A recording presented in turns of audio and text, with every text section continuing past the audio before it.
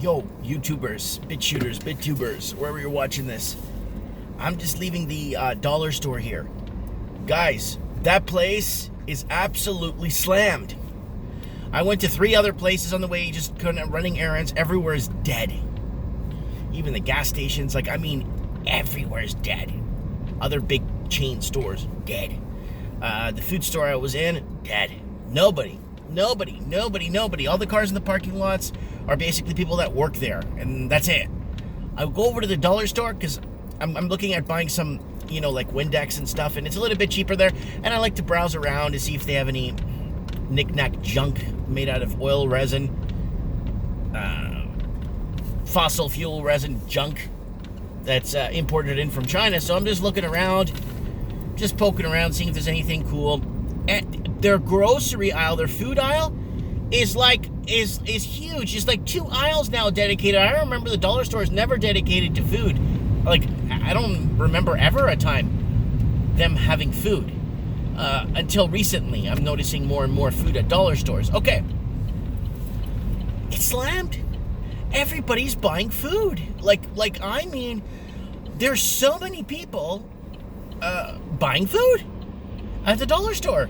And stuff I guess they need for the house, and I was poking around and I noticed, wait a minute, they got those rollers to paint.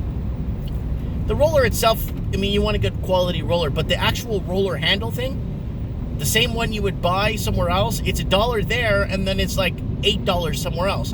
The tray to put the paint in, those trays that you put, it's like $1, and and you can get disposable ones, 3 disposable trays, paint trays, for $1. So it kind of almost mathematically makes sense to buy some stuff at the dollar store, like cell phone holders and cases and stuff like that. Probably, yeah, but I don't see it making any sense. I don't see it making any sense for other well, I don't know. I didn't really look at the food, but there's a lot of, and they might even install fridges from what I'm hearing. Not this location, but they're going to start installing fridges for refrigerated food. Wow. I've just fathomed. I go everywhere else. Everywhere's dead. There's nothing happening. So it's a time for the change of times. People are going out, saving money, and even on food. And I think it's just dangerous to save money on food. We just had a famous Mexican actor pass away 5 days ago. He died, and he had some, I guess it was contaminated pork, he didn't know, and he got really sick, and then his sister went to visit him, and he was in a coma, and then he passed away from contaminated food. It's really bad. So I'm not saying the dollar store food is contaminated, but I don't know, man. I'm so used to spending a certain amount of money for food, right? I don't know. That's just my opinion, guys. I don't know anything, guys. I really don't. I'm just telling you. But what I do know is people are going to start pinching the budgets, and it's going to get really tough coming in 2020. You're going to start noticing a lot of people are housebroke. A lot of people are housebroke. And they are, coming to grip with the situations they're in right now. And people are starting to realize that times will get tough. Times are going to get tough. We've been playing this banking cartel game for too long.